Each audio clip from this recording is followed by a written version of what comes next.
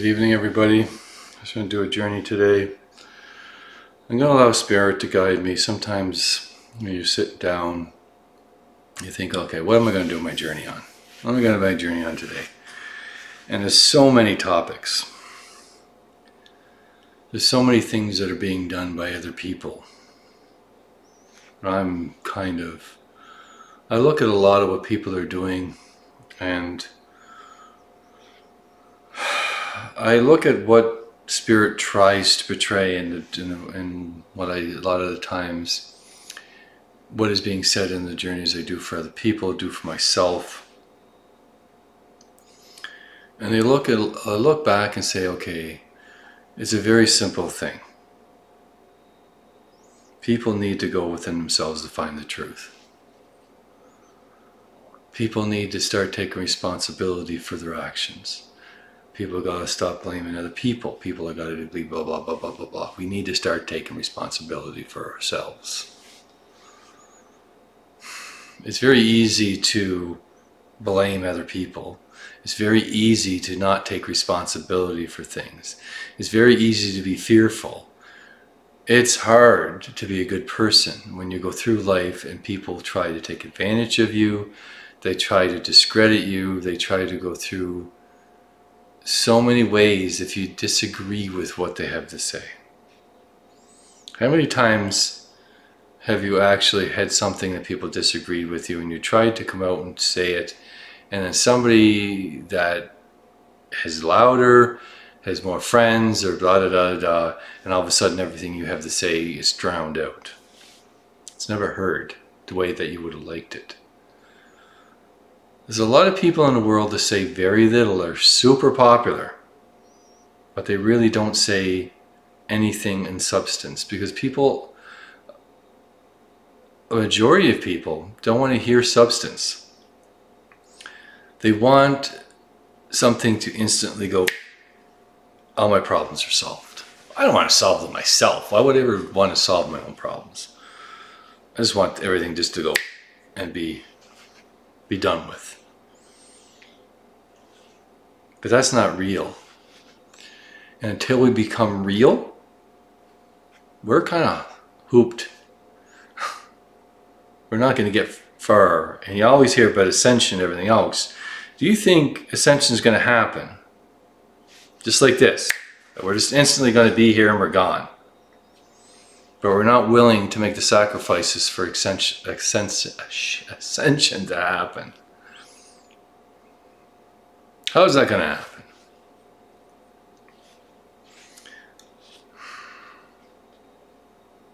There's a lot of things in life. There's a lot of people in life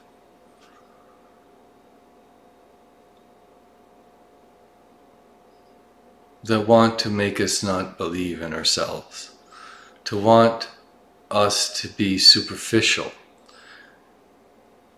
that don't want people to think strongly about opinions, but forgive and embrace other opinions.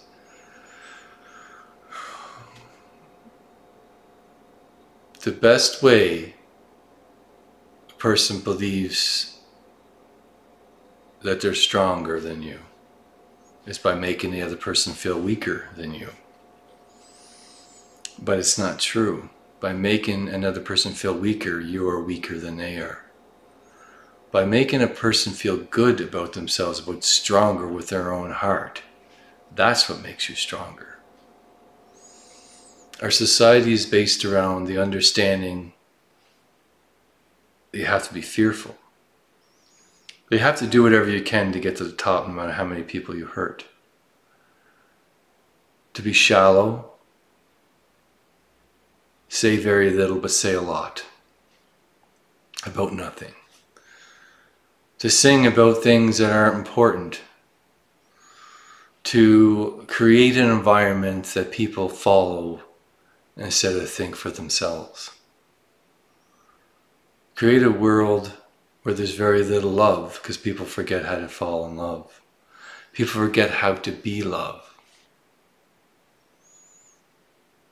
So it creates a lot of confusion and chaos in your heart, because we are beings of love. So when we don't follow that, we are lost. We are depressed. We're full of anxiety. We're full of fears. We're full of hate and anger, because we know within ourselves what the truth is, but our own minds are not allowing us to follow our true path. And everybody has a different path. That's the other key. I don't expect you to be down my path or follow my path. I expect you to follow yourself. But how many people actually do that? Like when you do a video, or I do a video, or somebody else does a video, and you get this really ridiculously hateful message. And it's like, you have no idea who I am. You have no idea where I come from, what I've been through. You don't have the right to actually state that. You have a right to your own opinion, yes, but when it becomes hateful and discerning about something you don't even necessarily even understand, but you just do it just because it goes against what you believe, then don't say anything. Because when a person reacts that way, it's okay. I actually don't mind when people dislike what I do, because it teaches them something. Because why are you acting that way? What did I say that offended you? It makes you think. It's when they word it so everybody else hears it, it is then becomes something more. And it's unnecessary. Because if you sit there and ridicule other people, the messages of very important people get lost. Because people will read that and say, oh well, this, they believe it. Even though it's like being accused for raping a woman and you never did it. The woman did it to you to get revenge on you. It could be a guy did it to a woman. It could be a child molester that never was a child molester. But it's like, as soon as you get stuck with a certain type of persona, it doesn't matter if you're innocent or not, you get stuck with that, because people, that's all they think about. So when you spread hate and things just because you disagree with it, it's not a very constructive way of doing anything. People have the right to the opinions, but when the opinions are hateful and hurtful, keep them to yourself, because it's not constructive. And it spreads more of the same energy.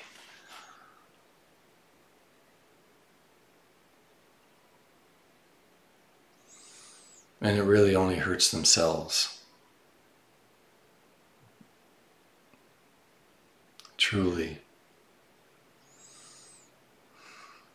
One of the things, you go through life and you could spend, say it took you 3 years in order to just be able to sit in front of a camera and do a video, and then you're ridiculed for it. And then never make another video. How many people did that happen to, do you think, in the world? That they're so passionate about something, and they do it and they get ridiculed and they never do it again. Just because one person thought they were being cool, or thought their opinion was more important, so they had to belittle the hell out of somebody. And that individual went through life never wanting to do it again. And that happens a lot to a lot of very good people. It happens to bad people as well. Don't get me wrong. But the thing is, why do we feel like we need to do that to other people?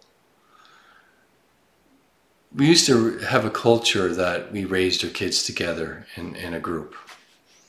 And now we have a culture that we lock our kids away and they can't possibly go outside. They can't make any noise. The people forget what it's like to have children now. Remember, it used to be back in the day, they went into community and there was lots of children playing outside. That's a good community. But now, when you don't see any kids, that's a good community. If your kids go outside and play, People will yell at them just to be quiet. You're making too much noise. When we were a kid, we used to play and people would sit outside and smile at you because you're having fun, you're enjoying life. Now you can't even have your kids to walk down the street by themselves. It's actually quite sad. It's actually really sad for me to watch my own kids have to go through and deal with the world and deal with all the ridicule for just making a simple laughter sound. They're happy, but no, kids can't make any sound. They gotta be quiet. I never spent any time inside. I was always outside exploring. But now kids aren't allowed outside to explore. Well, they are, but in a lot of society they don't want that. Can't make any sound. You can't allow your kids outside because somebody's going to go steal them on you, and you'll never see your kids again. Well, I can guarantee you when I was younger there was people out there that were doing exactly that, just like they are today. And the problem is, nowadays, there's barely a few people that sit outside anymore. There's very few people that actually do that. If they do, they want to have peace and quiet with no noise whatsoever. Instead, at one time, the communities where kids were playing was a happy community.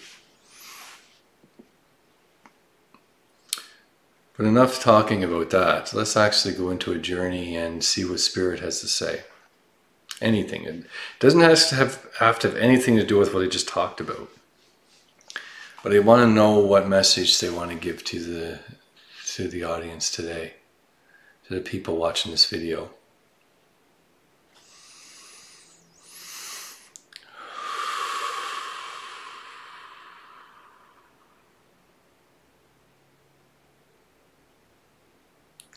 They show me a dartboard, but also a sticky dartboard.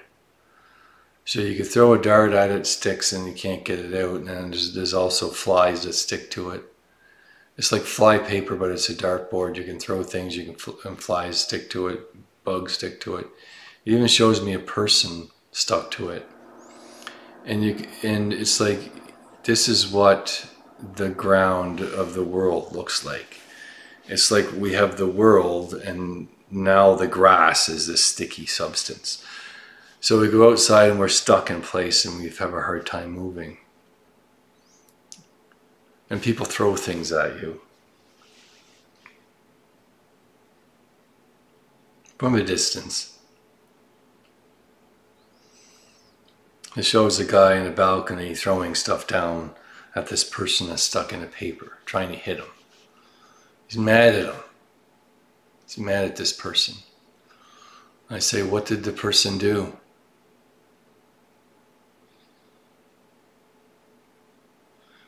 And the man says that he plays this music too loud. Can't stand him. Okay. Have you ever gone and talked to the person? No. He's an asshole. He's not going to listen anyway. So I go down to the man that's stuck to the flypaper and I ask him, why is he stuck to the flypaper? Why don't you just get up and leave? I can walk around here. Why can't you? Because I was told I can't walk past this certain area. And it's like there's like an outline around it. He's actually on the other side and he's stuck to the flypaper and he can't move. So you went outside this area and now you're stuck to the flypaper. He says, yeah, I can't move past this point. And I did, and now I'm stuck here and things are being thrown at me and I'm trying to move, but I can't move. I said, well, this man tells me you play your music too loud. And I go, I love music, he says. It makes me feel good. But playing it too loud, when somebody else doesn't want to hear it, is making the other person feel bad. So how do you resolve that situation? I guess I could turn my music down or ask him when the best time, if he goes to work or anything. You can work around, because it is not, it's like, it's one of those things that you can work together on to try to resolve the situation. Instead of just talking behind each other's back, never really understanding the problem, or there even is a problem, but this other person hates you so much and you don't even know who they are, so they don't even want to talk to you, they don't want to look at you, they just sit in their damn apartment and just get so angry at you, and you're not even aware of it. And now you're afraid to go outside of a barrier because you're told not to do that. So now that you already feels like you're stuck and you can't move. I picked the man up and I said, go talk to the man upstairs and resolve the problem. And the man walks upstairs and there's some noise going on, and then there's a loud bang, a gunshot sound. I go upside and the man from the apartment pulled the gun and shot the man in the gut, and the man that was stuck like flypaper, is now holding his stomach, bleeding to death. And he says, what did I do? The man starts screaming and yelling at him, like all this stuff the man did, and the man was never aware of it. And you deserve to die, he says. So the man shoots him again repeatedly until the man is dead. And I said, what are you going to do now? The man wasn't even aware that there was even a problem. But you can condemn him to death and you didn't even know who he was. I don't care. I don't care about anything anymore, he says. And he walks over and he jumps off the balcony to his death. And I'm standing in a place where there's two dead people, wondering what the heck just happened.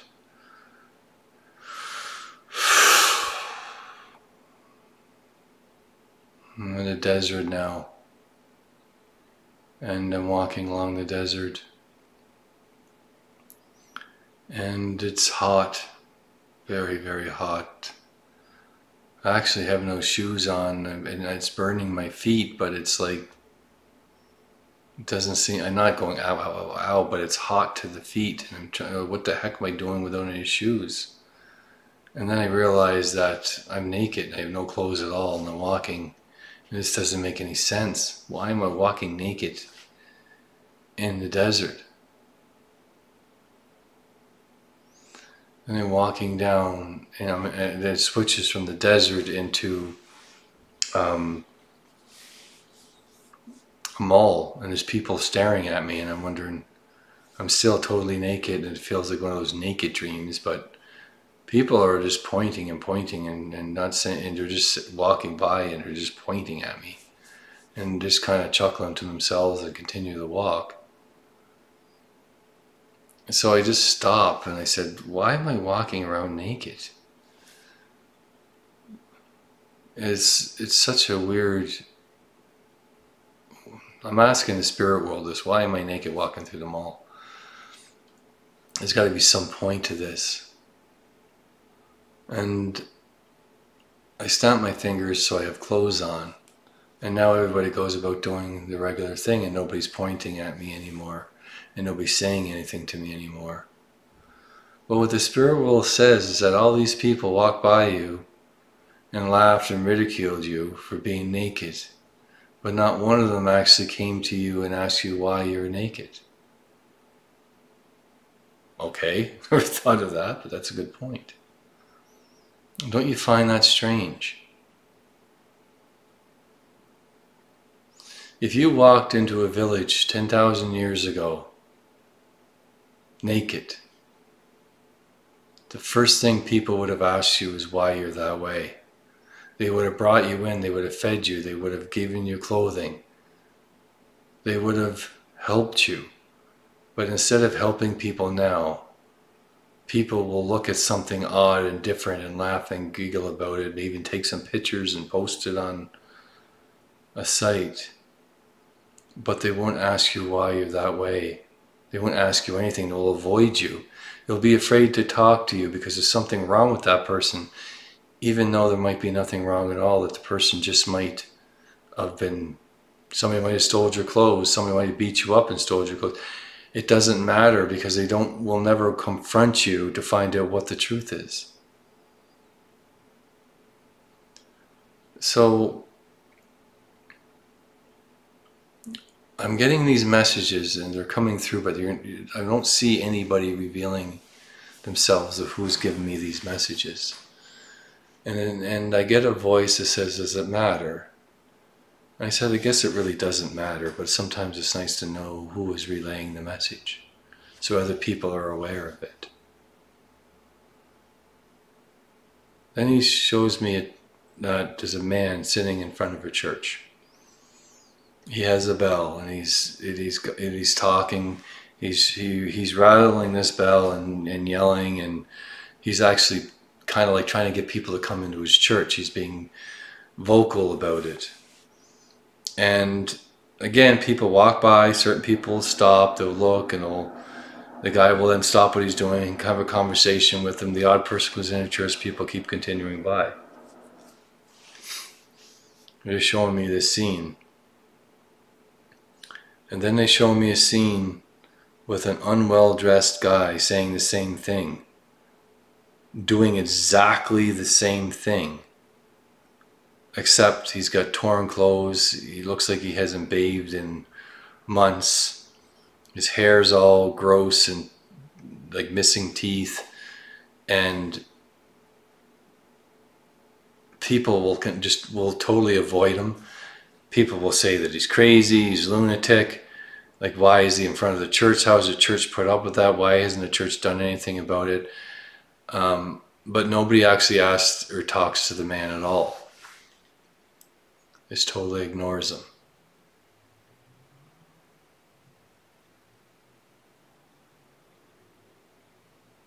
It shows the same thing with a child.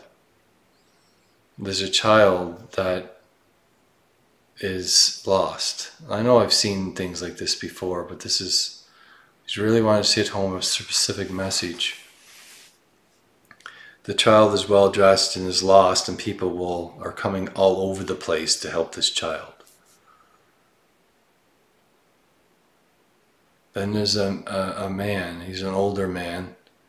Again, he looks like he was beat up because he's got blood on him.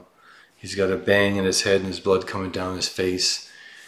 And it's not like bleeding profusely, but it looks all kind of dried up, and it's kind of messy looking. And he's asking he's the same thing. He's lost and asking for help, and everybody's avoiding him.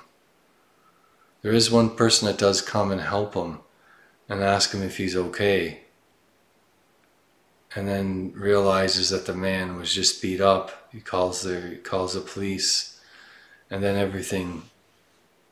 then at that point the man gets his help. It took a long time. There's another time. Well, it shows me this in multiple different ways, in different cultures and in different areas and different people. And it's always the same thing. When you're well dressed and you don't look like you're out like poor, you're helped right away. But as soon as you look like you could be poor, old, beat up, homeless, you're ignored for a lot longer period of time. The odd person does help, but it's very few and far between. So why is it that way? The Spirit's asking me this, and the Spirit's not revealing itself yet. He said there's something really seriously wrong with the world that only helps people that are dressed well.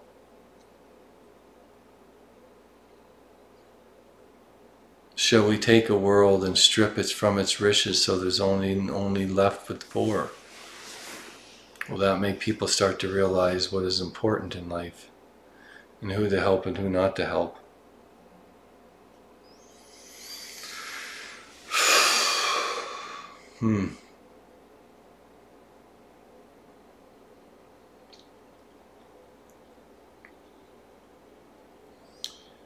I'm just thinking here and asking why. So again, I ask, what is the purpose of this? What do you really want to share to people? And I know what the reason is. I know it, so there's a lot of other people listening. But what do you really want to hit home to people? What do you really want to show people?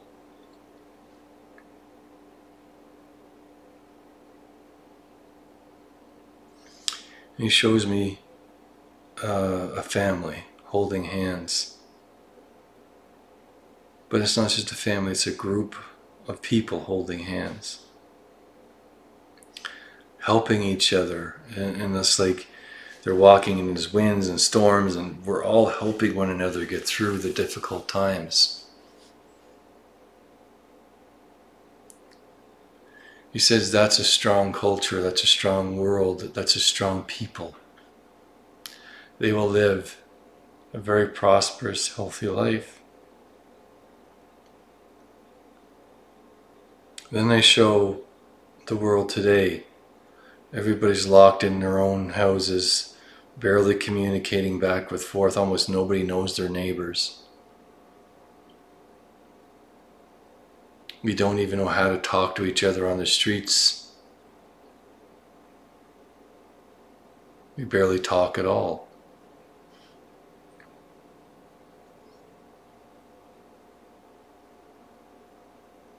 This is not a healthy culture. This is not a healthy people. And this culture will collapse into itself.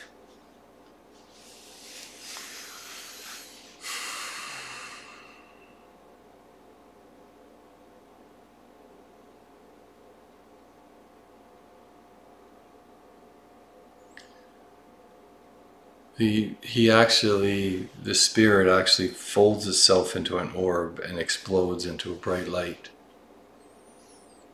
And it just stays there in that light. And he says, an angel. He said, an angel. So is this what you wanted to see? I said, it doesn't matter what you reveal yourself to be. It is the message and who you are inside your heart that's important to me. So the message is important. I said, yes, but so are you. So if I'm not an angel, then what am I? I look at the man, I walk up and I touch his heart. I said, you're a young boy.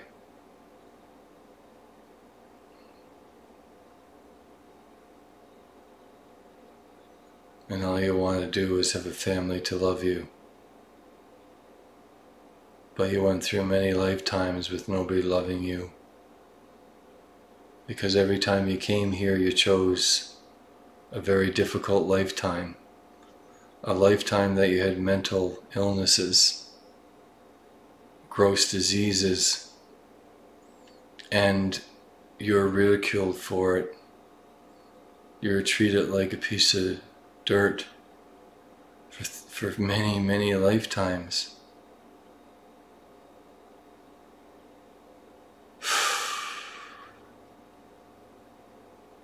And people weren't even aware of who you were.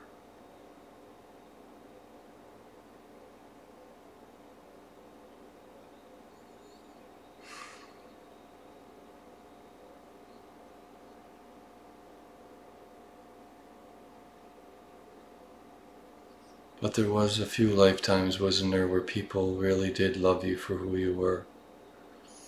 And you revered those people.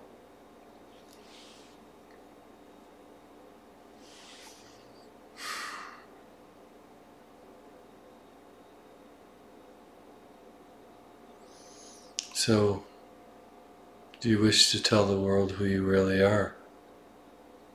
Do you wish to tell the world that you lived many lifetimes and came back many times, been what were ridiculed, were treated like a piece of dirt, at times spit on? People would throw feces and pour water, pour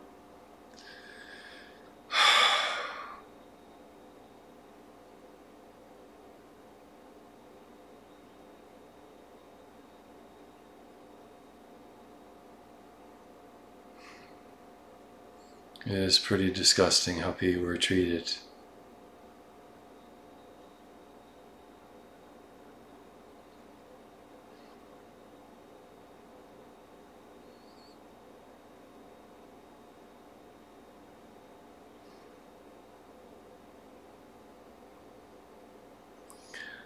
I am getting many different ideas coming in my mind who you are. I know they're not, any of them are right. Or maybe they are and I'm not quite, you're giving off a weird energy. You're giving off an energy that manipulates the mind. And if I walk over and touch your heart, into your soul, and I touch it,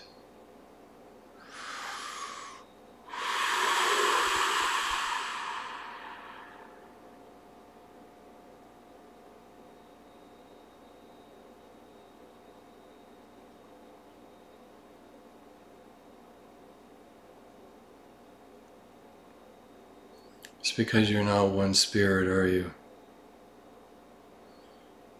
There are multiple ones.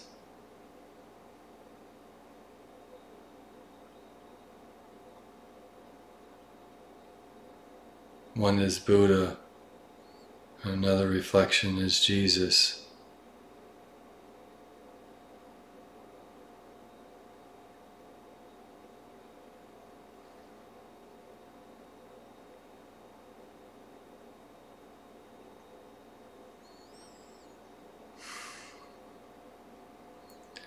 I think we always go back into this message and we look at things that happen in our lives and other lifetimes and other people, and we always say, oh well, you know, that old man could be something important, that man that's diseased on the street could be somebody important.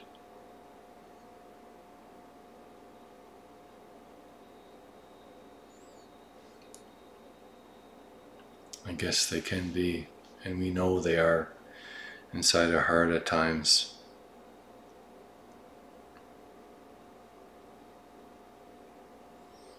They both say very simply, they want the world to start helping each other, one another as one family.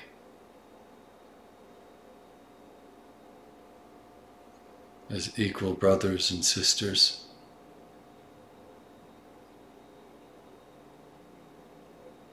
Help the sick, help the poor, help everyone is like you're each other's brother and sister. Take down the borders, take down the walls, and open the doors to the neighborhoods once again. They want scientists to come together. They want politicians to come together. They want religion and spirituality to come together. They want everybody to stop fighting and start working together as one people, one family.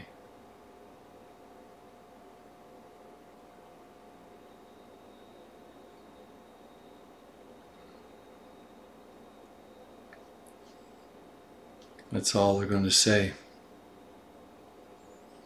Thank you very much, everybody, and if you wish to do a journey with me, you can visit my website at www.amonrastawakening.com, and I also have a Northern Light page.